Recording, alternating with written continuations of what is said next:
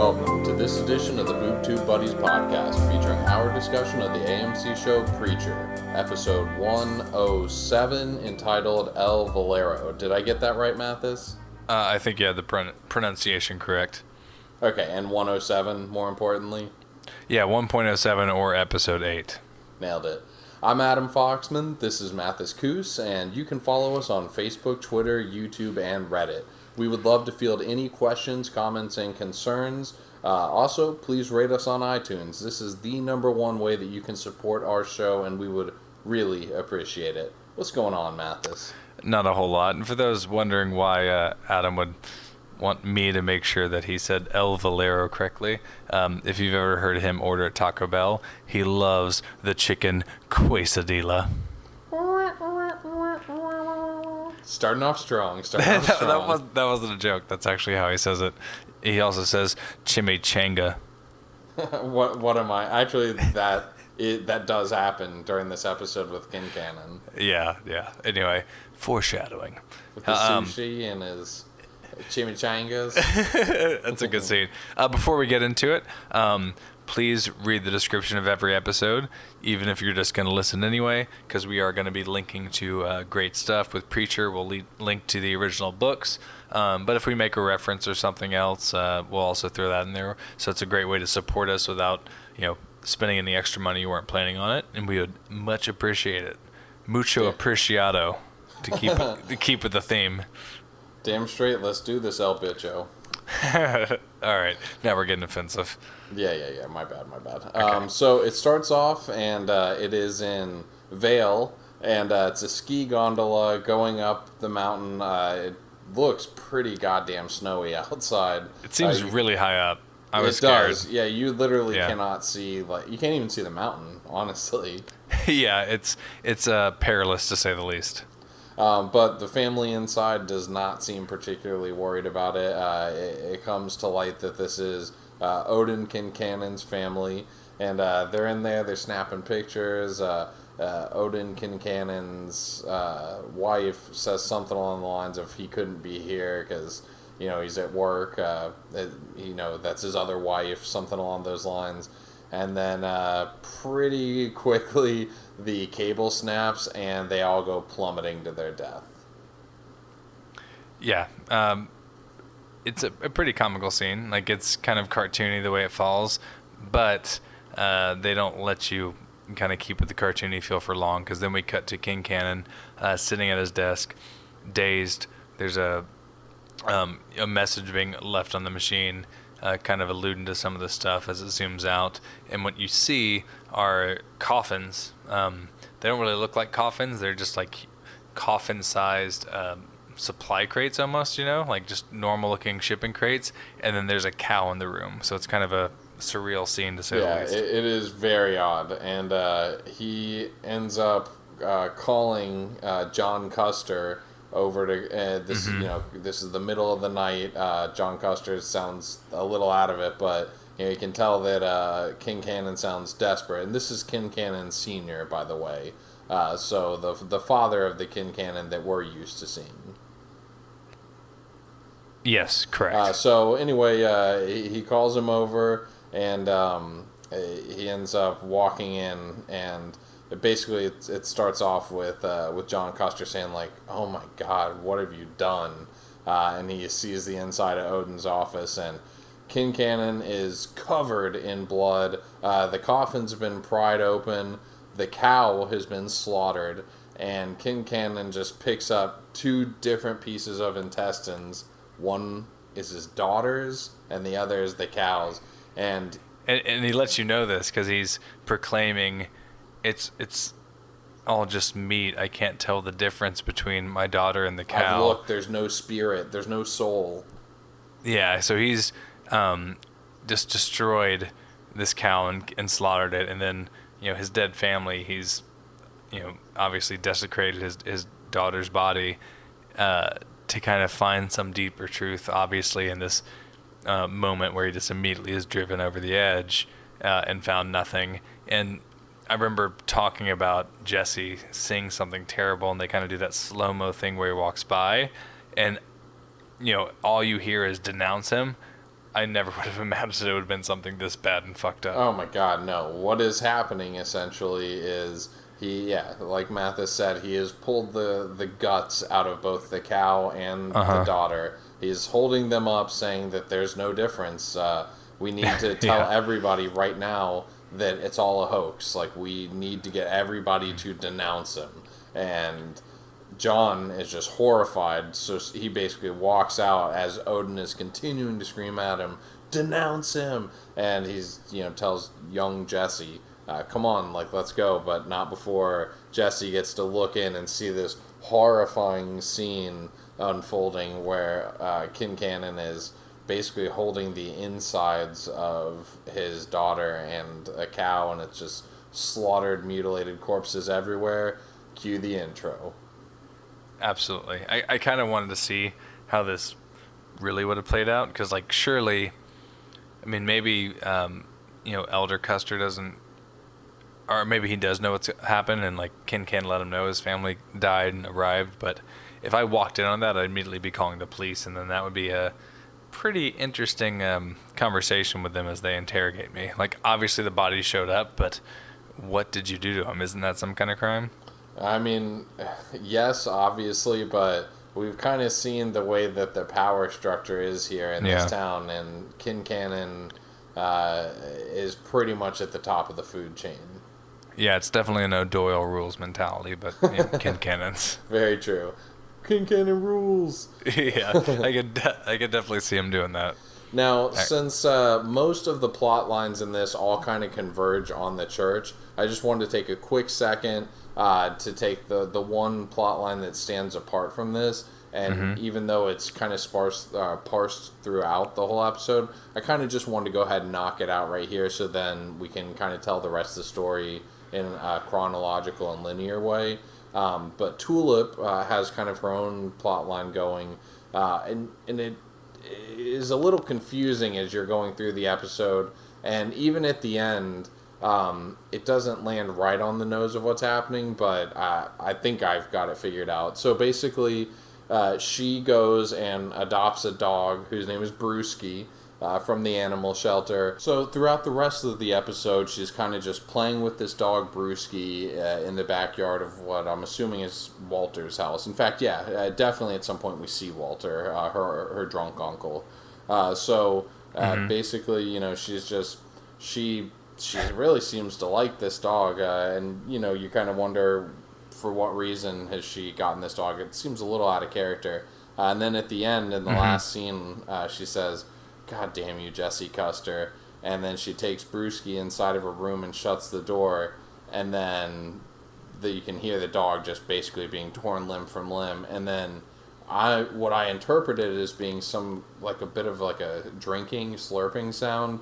So it's Cassidy in that back room basically being healed or nourished by drinking the blood of this dog.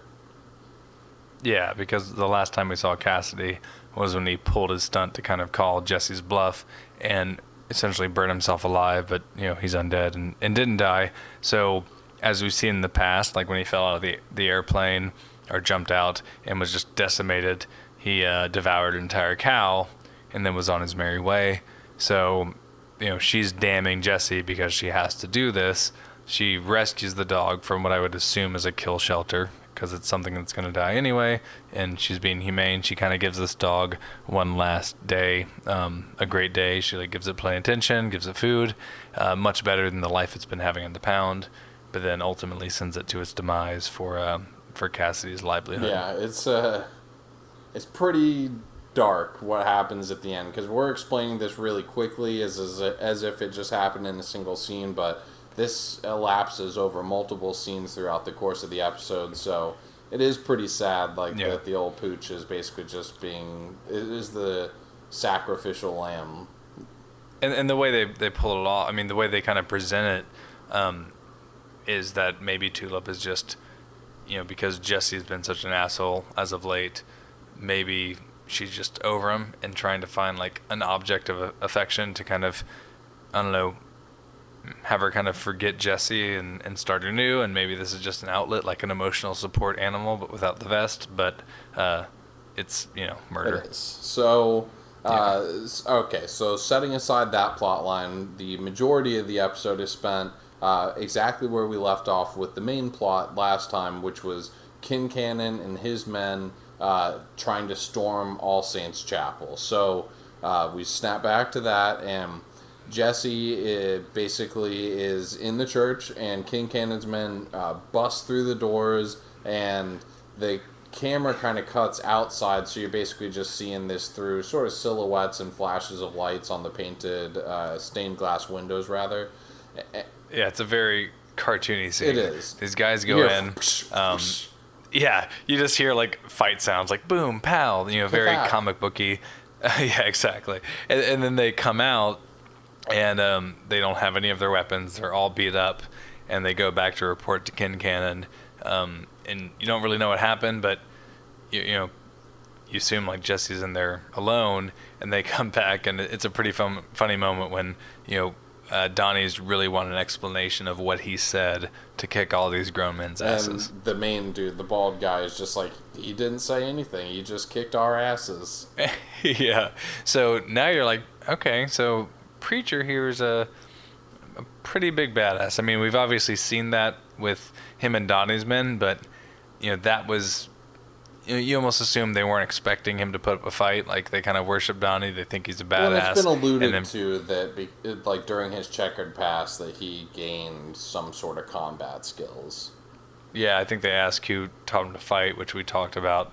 Maybe it being a kung fu master, or maybe it being as simple as Tulip. But this is a pretty impressive display of his prowess. Yes, so it cuts back to Jesse, who is now just downing whiskey in the church. Weird. And he's surrounded by all of their guns, and he's talking to God, and he promises to abandon his power if God just brings Eugene back, and he ends up hearing a scratching sound. So it's coming from the spot where Eugene disappeared. He starts pulling up the floorboards, and there's sand underneath, or dirt, and it starts to move, and a hand breaks through, and Preacher ends up pulling Eugene just clear out of the ground. And Eugene definitely looks worse for the wear. He doesn't have any kind of wounds, so to speak, but he looks like lightly grilled. It looks like he's been in hell, like he kind of has like sun damage or something. Yeah, and he looks rattled, noticeably very rattled, and pretty goddamn thirsty, apparently. Yeah, he immediately starts asking for water. Kind of like the joke about getting water or ice water in hell. I think that's a joke. But anyway, he's been in hell. He's thirsty. It makes sense. But it kind of, he wants to know what's happened, right? Like, he's been worried sick after he kind of came to his senses, because initially Jesse didn't really give a shit. And then he's like, oh, what have I done? But Eugene doesn't really want to talk about it and doesn't want to give too many details. No, he doesn't. Jesse asks him, like, how did you get here? And he basically says, like, you called me. And he says, well, that thing inside of you, it commanded me to come up or whatever. And he basically says that he dug out of there with his own bare hands. And then he ends up saying, and I'm sure that there's some, I don't know, a little bit of, what's the word I'm looking for? Like, he's basically, like, there's something beneath this, but he basically says, hell's not that far away.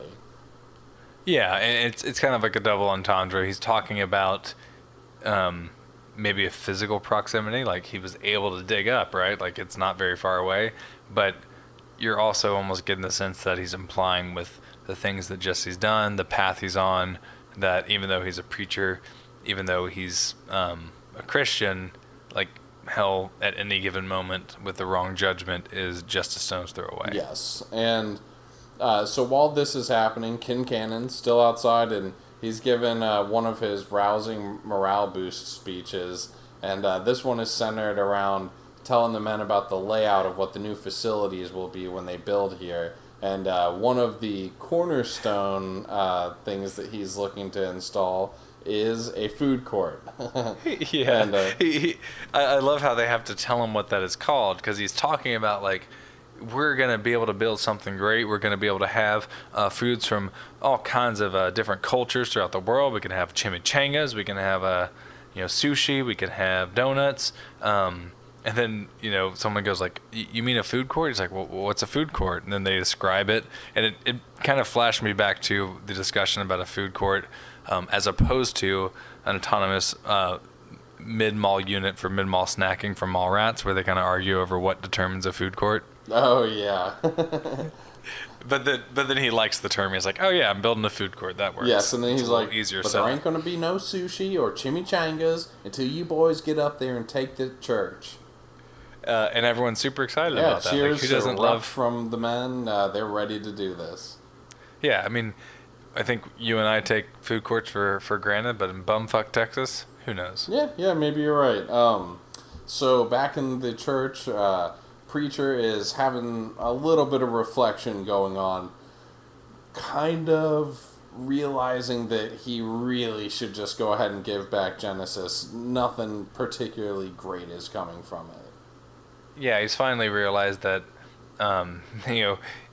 he has Quincannon who has turned sour on him, even though that was kind of his initial pep in his step about, like, converting someone to God who otherwise was a staunch atheist, right? And he accidentally damned someone to hell, which, even though he was indignant about earlier, he's coming to terms with it not being the right thing. So he's warming up to the idea of, okay, yeah, maybe this power is a little bit too big for someone like me to handle. Maybe it's just best if I give it back to the angels and, go on with my life trying to be, on the straight and narrow and go from there. True, but the first thing that he needs to do is go ahead and call Sheriff Root, let him know that he's found Eugene, which he does. But as he's reflecting after he's already called Sheriff, he comes to the realization that Eugene isn't even real. The reason he does is because Eugene mentions something about the angels at the Sundowner Motel, which Jesse recognizes that he had not actually told him about. Yeah, kind of that classic moment they use in movies to catch someone in a lie where it's like, oh, how did you know they were there that night? Yes, so... that type of thing. And it's not like I don't know that fake Eugene was necessarily trying to hide it from him or anything like that, but clearly he's now clued in, and he is kind of losing it a little bit here. So, what was going through your mind when you realized Eugene wasn't on the straight and narrow? What did you think was going on? It made me feel bad. I don't know if this is some sort of, like, shade from the underworld or something like that, or if he is legitimately just kind of losing his fucking mind. Yeah, I was thinking, like, oh, this is a demon, a devil. It's a trickster. That's kind of where I was going with it, but it's kind of interesting how it plays out. But we can move on for now. Yeah, so the other plot line that is at this point separate from Jesse's and Quincannon's actually ends up merging with it after this scene. But Miles is visiting Emily at her house and tells her that Quincannon's tearing down the church. She is shocked to hear this, but you get pretty early on in this, you start to understand that Miles is very much aligned with Quincannon on the fact that this is right and legal and this and that. He doesn't even think that she should go down there. She starts getting a little pissed at him throughout the scene, and then eventually just kind of storms out and wants to go to the church to see what's going on. Yeah, so Miles' point of view is interesting because I don't think we've been 100% clued into what it is. In the past, there was that ominous, interaction with the preacher where he's like, if you knew you were going to sin, but it was going to save people, is it okay? And preacher wants more information. And what that ended up being was him disguising the dead bodies that Quincannon shot in the wreck. But you're not sure the motivation. Is the motivation just that Quincannon will kill more people? Or was his motivation about more people getting hurt, the fact that Quincannon is ultimately good for the city? This is kind of playing his hand. Miles was disguising that murder maybe because he actually thinks what Quincannon's going to do in the long run, like ends justify the means, as opposed to just preventing Quincannon from killing other people that get in his way, I think it's the latter. I think that is his motivation, is that he at all costs wants to turn this town's fortunes around because it's slowly fading into a ghost town. This, once warm, vibrant place is now very much falling into ruin and decay, as is physically evidenced by the church, which you see in older scenes as being this warm, ornate place filled with happy people, and in present day, it's basically down to just chipped paint and dim, dingy lighting, etc. Sure. Is this conversation happened over breakfast while the kids are getting ready for school? Yes, it is. Okay, I was trying to remember. That's a pretty funny scene too, because he's asking her before this conversation happens, and they kind of have a difference of opinions, and it gets heated. He's asking if the milk is good. He smells it. He doesn't think so based on the look after that whiff. Yet she leaves pissed and it's like, "Can you take the kids to school?" He's like, "Sure," and then he proceeds to pour chunky sour milk into one of the kids' bowls as he eats the cereal. Oh my god, that was disgusting. I hated that. Like, that made me physically ill, first off, but also a little angry that it was clearly chunky pouring out of there. It was very clearly chunky, but it's also just kind of this signature kind of gross out sense of humor they're developing the series, and I think they use it to good effect, because this is a moment where it's like funny and uncomfortable and gross, but then you also have like the earlier scene with Quincannon where they're using very gross, visceral things to actually, more of a dramatic piece than a comedy piece, Very true. And we'll get to some more of that too later. Can't wait to discuss. Yeah, there are some good ones. Into the next scene is basically just really quickly shows Jesse's pouring the anointing oil into a whiskey bottle. Looks like he's making a homemade Molotov cocktail. And outside, Donnie, who, just to remind the viewers, listeners, is in full-on Civil War regalia right now, and it basically holds his saber up, pointing towards the church, and leads the charge. And as it happens, Jesse starts shooting them from the bell tower, and they're all non-lethal shots. It's shooting their hard hats off of their heads and shooting their weapons out of their hands, and eventually gets them all to kind of retreat, turn face and run. Yeah. There's a really funny one though. They are non-lethal. They're kind of comedic because it's just like ping pow, no one's getting hurt.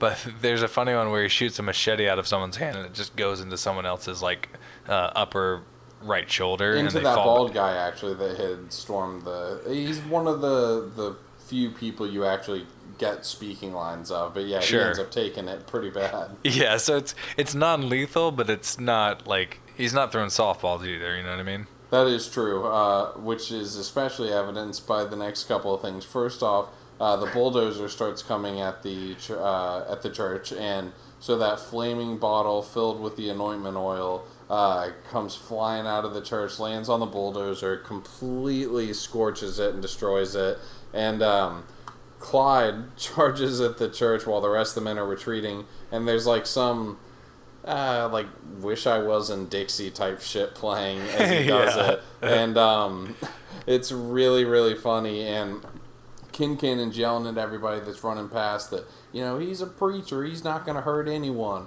and from behind the fire and smoke, Clyde starts retreating from the church in a daze, but everyone's cheering for him as this hopeful music's playing, he stood up to him, and he kept going when everybody else had turned around, and then you kind of see his face as he's closer. He's in shock, and he says... he's walking slowly through the smoke.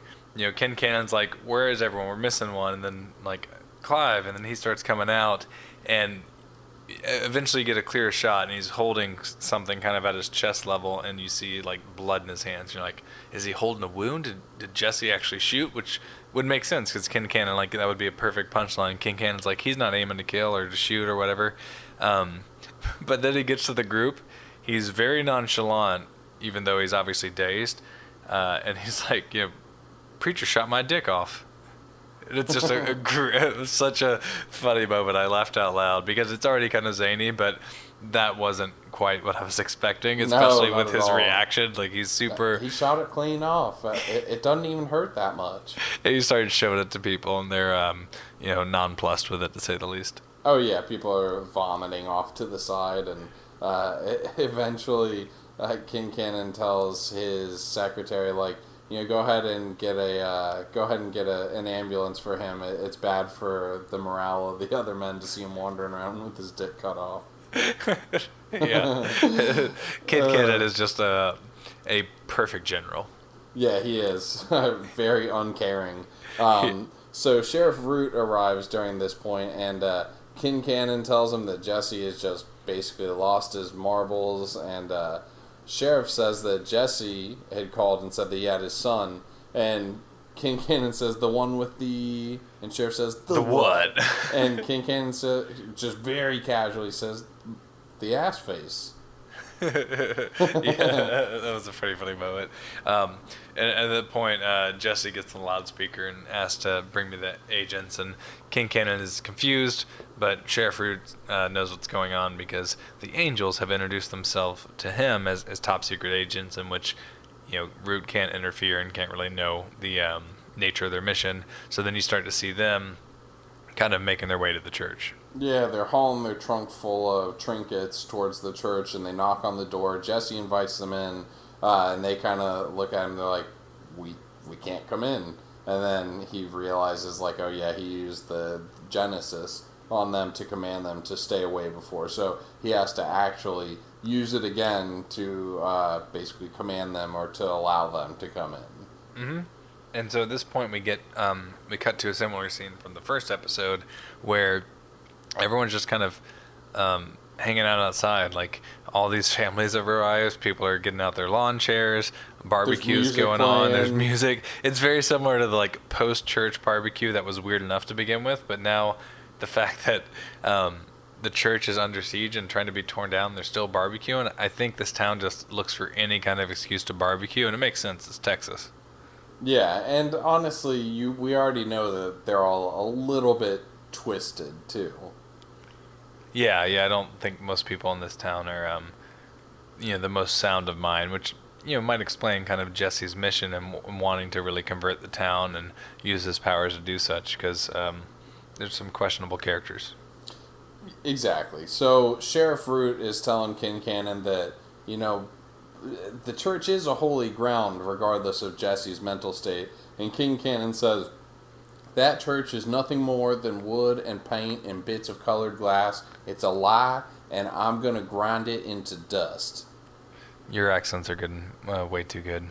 I feel like it's actually not funny if I hit the accent correctly. Yeah. Maybe I need to get back to trying to do Cassidy's voice. Maybe. Or maybe before each episode you can get a spin wheel and spin it, and whatever country it lands on, you have to use that accent for whatever character you impersonate. It doesn't matter who they are. Oh God, not for the whole thing though, right? Well, no, not for the remainder of the show, but for that episode. Imagine if you landed on, I don't know, China and had to do a Chinese accent for all of Quincannon's lines. Oh my God, we'll never get sponsorship if I have to try to do Asian accents. It sounds so goddamn offensive. Oh man, well, you got me to counteract that. I'm very PC when I describe anything else Asian. Yeah, your Asian agricultural hat.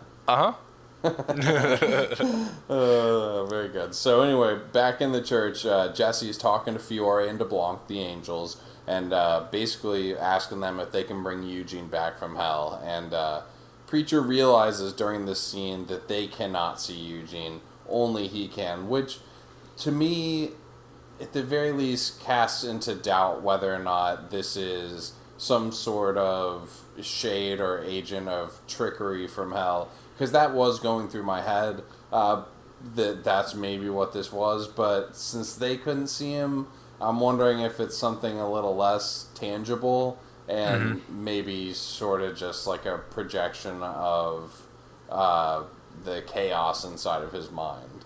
Yeah, I'm with you there. I mean, there was still a part of me that's well, maybe they don't see it because it's, the forces of evil, not the forces of good. Maybe there's some blindness to each side of that fight that we don't know about. But yeah, you're starting to cast it into doubt. You're starting to wonder, is it a figment of Jesse's imagination? Is he just crazy and hoping for some kind of reprieve from what he did to Eugene? Yes, so he is refusing basically to help them until, or no, the other way around. They are refusing to help him until he gives them Genesis back. But then it goes back out to the outside again, and poor old dickless Clive is being loaded into an ambulance, and he's definitely feeling it now. He's howling like a mother. Yeah, he is fucking screaming.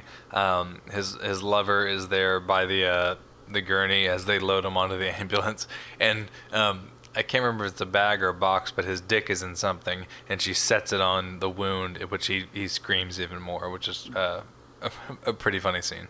It's definitely funny, and Emily and Miles are kind of debating what's going on, and Emily tells Miles that Jesse's just simply defending his property against Quincannon's men and his illegal actions, but Miles insists that Quincannon and Jesse's bet, while just a verbal and yada yada, it is actually a legally binding agreement, which doesn't sound right, but that's what he says. And then he points out that Quincannon is going to help boost the municipal tax revenue once he builds on Jesse's land. Kind of points out, like, look at how many kids are in your school's class. Like, we can't afford to have extra teachers. There might not even be a school in a handful of years. And besides that, Jesse Custer is a criminal, and now we all know it. And, it's kind of time for the town to move on into its next phase. Yeah, so he continues to sell this vision that Quincannon has instilled in him. And he really, in his mind is looking out for the best interest of the town, but it just seems, as the viewer, you just know that's not necessarily the right solution. I mean, Jesse isn't the most sound of mind either, but he's also not just like a cold-blooded murderer. So, I don't really like Miles. Yeah, I don't really like Miles either. Obviously, he is trying to do what he thinks is best for the town. Obviously, he is good with Emily's children, so there is reason to like him, but he also seems, I don't know, so shifty and spineless in his approach. Not to mention, his goals and his actions are almost always at odds with our protagonist. So it just kind of naturally lends itself to the viewer being annoyed at the very minimum, annoyed by Miles. I also feel like there's just so much land in Texas, like you can't put the food court somewhere else.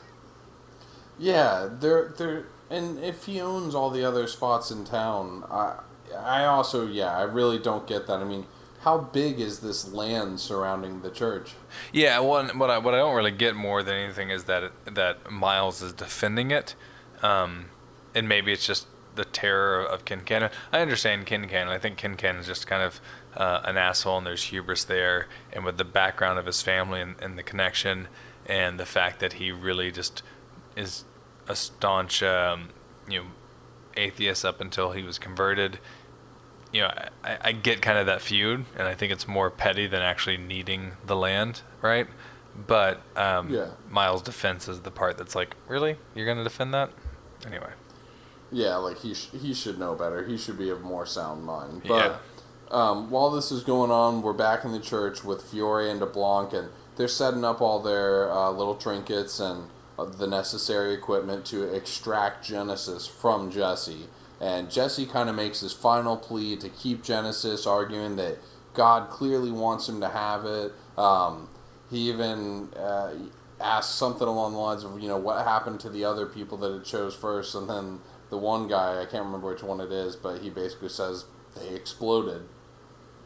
Yeah, I mean, so they don't. That's kind of a cool moment because Jesse didn't know beforehand any of this, and so now he's a little more like cemented in the idea that maybe he does, like maybe he's meant to have it because these other people were exploding. He's the only one that survived it. But at the same time, it's like, what good has he done with it? So, and if it gets Eugene back, then why not? Like, he certainly doesn't necessarily see a path forward with him doing good because at this point he feels like he's done, more bad. So regardless of whether or not this is really meant for him and he's the chosen one for whatever reason, he still thinks it's maybe best to give it up. But then DeBlanc kind of shuts that shit down real quick too, because he rightfully so points out, you've had Genesis all this time. what good have you done with it? Mm-hmm. And Jesse just kind of sighs and then lays back, like he's conceded, basically. Yeah, so at this point, it's like, okay, I don't have an argument to that. Maybe I'm chosen, but I still don't know the best use of it, so if it means getting Eugene back, take this fucking thing out of my hands. I'll find a path forward regardless, you know? Yes. So now outside, the townspeople are in full barbecue partying mode. They're all socializing, laughing. They pulled up their little collapsible chairs. And Quincannon gathers his men and plans the night assault. Talks about what a huge tactical advantage Jesse has. It's uphill. He's got that. He's got plenty of equipment and a highly skilled sniper with higher ground. Yeah, so drink a lot of water. Yeah. And they all laugh, and then he says, yeah, I'm joking. Water ain't going to do a damn thing. And then he goes through the tactics, and he's like, we're going to employ 3 waves, coming from this angle and that angle. And he's like, now, I don't want to mince words. He basically tells them that they are going to be human shields. Yeah, he says something along the lines of, now, I don't want to call you human shields, but you are human, and you're primarily shields at this point in the strategy. Yeah. So it kind of, you don't get to hear the rest of the strategy because he starts kind of getting tuned out a little bit by Donnie, who sees his wife, waves to her, and then quietly walks to his car, which is kind of cool the way they did this scene. Instead of just showing him walking off and then him arriving at his car, like, you actually get kind of like a pan back version so you can see all the different townspeople out there chatting. So he walks over to his car, pops open the trunk, takes off of his sling and sticks his head in the trunk and grabs his gun and then kind of closes the trunk down most of the way, and then the gun goes off. Yeah, and immediately I was like, did he kill himself? But then I was like, well, why did he close the trunk? So at that point I was like, oh shit, he's making himself deaf so he can go after Jesse. See, I 100% thought that he had shot himself in the head. And I did for like, a few seconds, but then I was like, why would he close? It makes no sense. Why would he close that? Like, that's not going to be a sound barrier for it. So then I was like, you know what? He doesn't want to hear the word. He's already asking the people, like, what did Jesse say? He's asked Quincannon, like, he's deathly afraid of Jesse having that power. But I didn't know we were going to get confirmation so soon. Yeah, I mean, it's a quick payoff. Not the very next scene, because the very next scene is Jesse lying on his blanket with that coffee tin on his chest, and DeBlanc is singing to Genesis that weird old song, and Fiore is cranking the music player, and Fiore stops and says, he's resisting. And DeBlanc tells him basically, like, you're a speck of dust floating through the cosmos, give it up. And finally he goes back to singing, and Genesis jumps out of Jesse and into the can. Fiore, it's funny, has that moment where he says, bad boy. Yeah, he's got his skulls, the little baby Genesis. Yeah. But they're obviously both relieved that it's over, because of all the shit they've had to go through. Like, you think about the pile of bodies in the motel, like, they're done with this, Yes, and not to mention they've been all across the globe following this fucking thing. Like, that's true. Africa, Russia. I mean, we know at this point that this has occurred, that this has just been a wild goose chase that has led them to this moment. So they've got what they want. Now Jesse wants what he had kind of negotiated for, which is that they'll help him get Eugene out of hell, and they are being very dismissive at this point. Yeah, it's kind of obvious that they didn't intend on keeping that promise. They were just like, oh wait, he's giving us a bargaining chip and that means he's going to give it up? Well, yeah, let's lie and be done with this fucking thing. Yeah, well, unfortunately for them, as they're kind of starting to argue with Jesse back and forth, all of a sudden the coffee tin starts rumbling a little bit, the lid blows off, and Genesis comes cranking out of this thing and jumps straight back into Jesse. The tin is completely fucking mangled beyond repair, and Fiore tells DeBlanc it's time to go with option B, and they just kind of take off from the church, ignoring Jesse's pleas to help him bring back Eugene from hell. Yeah, so now Preacher is not that happy.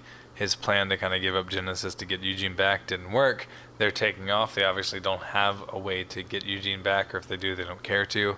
And they also are kind of over whatever method they've been trying to use the whole time. So you're immediately like, what are the scales that they are now escalating to? What is the next path? But ultimately, we don't have too much time to focus on that because the siege is still underway.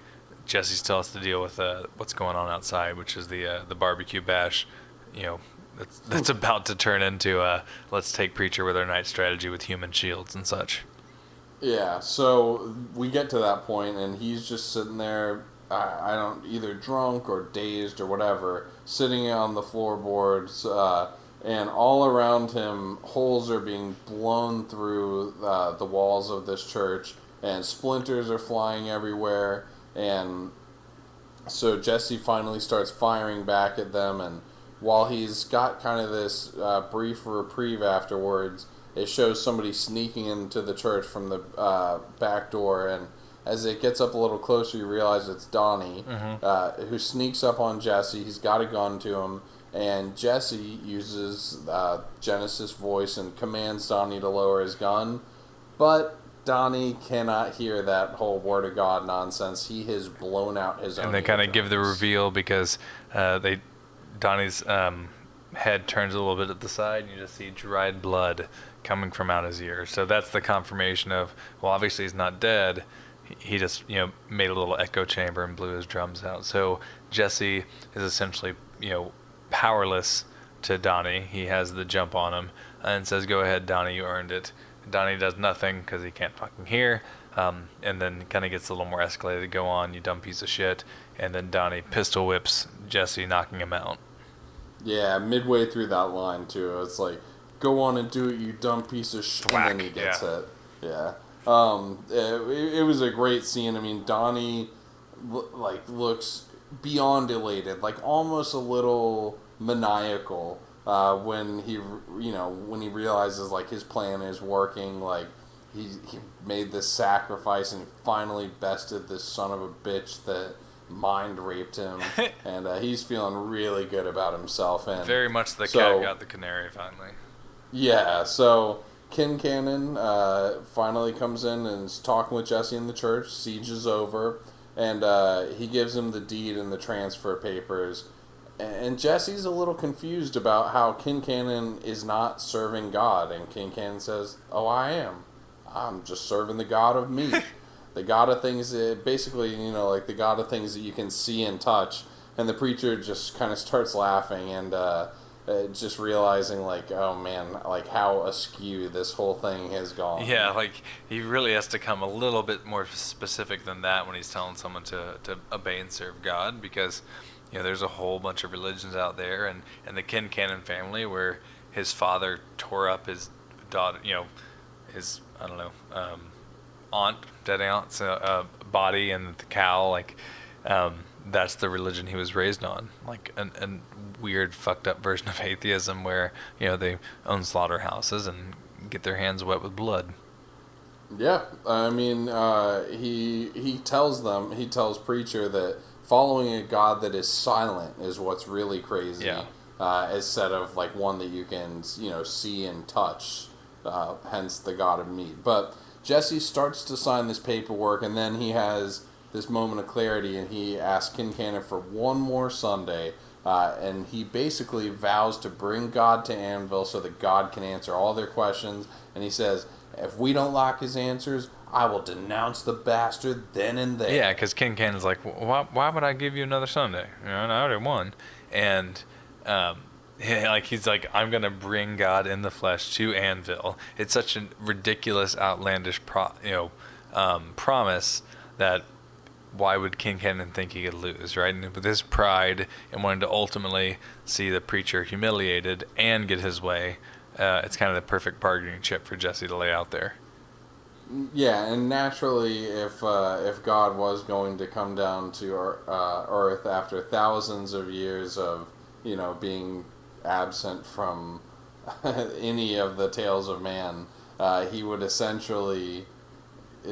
Would he really go to Annville, Texas, just for a Q&A? Yeah, it definitely seems not like a likely scenario. So at this point, though, you're like, okay, that's a fulfilling promise. But then it's Sheriff Root putting Jesse in the back of the seat of the car, and sirens kind of flashing in screen as Jesse's taken off. And that's basically it. The only thing that happens after that, and it's still foreshadowing. We have zero reveal on what's really going on with it, but we're back in that control room, and there's an alarm going off, and an older man walks in, checks on a gauge, which says it's at maximum capacity. He pushes a button. The gauge lowers marginally so. It still looks like it's pretty much in the red. And then he reads a magazine and waits, and that's the end of the episode. Yeah, so this guy is obviously relieving pressure with some system, and I think we speculated about this in the past, but all the little unclearly marked things coming out of the ground that kind of pop open and have air pop out of it, maybe it has something to do with that. Either way, I'm sure it can't be good. Yeah, I would definitely say the same. So that pretty much wraps it for this episode, which I thought, particularly being an episode that did not have my favorite character, Cassidy, it was just a fantastic episode. Really bizarre, very funny, and just incredibly entertaining. Yeah, for being an episode that doesn't have Cassidy in it, you get a little bit of Tulip. It's still a lot of fun. I mean, Quincannon continues to be a very intriguing character. Not one you like, but one that keeps you watching. And Jesse being such a despicable character last episode where you really just didn't like him. Like, he almost became a villain. It's nice to have an episode where it's more about him or his remorse and doing what he can to make things right. So you start to kind of turn back to enjoying him more as a character. So all in all, it was a fun hour. Yeah, on the dramatic end of things, the different shades of gray that they portray each character as having are awesome. Like Cassidy and Tulip over there. I mean, you love them, but at the same time, they are kind of massacring a dog, like a poor defenseless dog during this episode. We already know that Preacher has sentenced Eugene to hell, and has basically just been all about his own glorification. Quincannon, we know he's basically the villain of this, but he's got very complex motivations and everything too. So while he is pretty much overtly bad for our main character, and probably the town too, he's not just this simple, evil, want the world to burn sort of bad guy. Like, everybody's just got their own interesting little twists to them. So it was a great episode. All of the scenes with them charging at the church and basically just trying to get the siege underway were just freaking hilarious. The townspeople as a whole, we got to learn kind of more about them, that they just come out and barbecue and make an event. Has the fighting started yet? Yeah, like there's people shooting at each other, there's Molotov cocktails flying, and they're just listening to their Willie Nelson, sitting back in their lawn chairs, watching it all happen. Yeah. So all in all, the series continues to impress. I don't think to date there's been an episode that we didn't enjoy. There's definitely been our qualms in some episodes with some plot lines, but I think the most notable one being Tulip continuing to want to hunt down Carlos. But for the most part, it's been a nice steady pace, a lot of fun each episode, and definitely a feeling of momentum throughout. Yeah, agreed. Hopefully next time we'll get a little bit more Cassidy and maybe even the cowboy too. But I guess that pretty much wraps up this episode. Thank you very much for tuning in to this edition of the Boob Tube Buddies podcast. You can follow us on Facebook, Twitter, YouTube, and Reddit.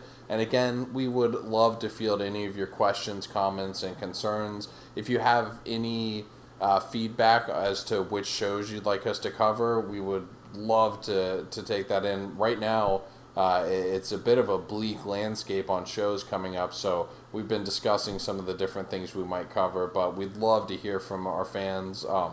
Also, please rate us on iTunes. It's the number one way you can support our show, and we'd really appreciate it. Mathis, you want to take this one home?